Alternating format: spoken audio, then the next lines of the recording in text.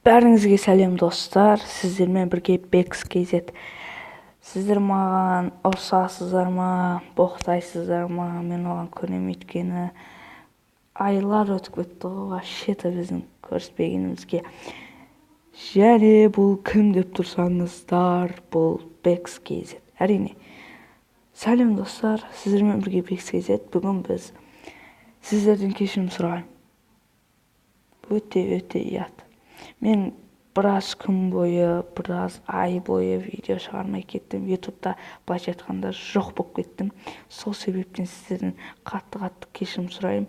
Өйткені бүгін мен енді бұл видео мен ютубқа оралдым деген видео болып танылады. Енді алда көптеген летсплей ойналады, драмедиға керемет ойындар көрсететін боламын. Әрине менде тек қана қазір 20 подписчик, бірақ әлде де біз дамимыз. Оған менің күмәнім жоқ. Ал енді достар, сіздердің қатты кешірім сұраймын. Бекс KZ оралды достар. Енді көрермендер үмітсіздерде.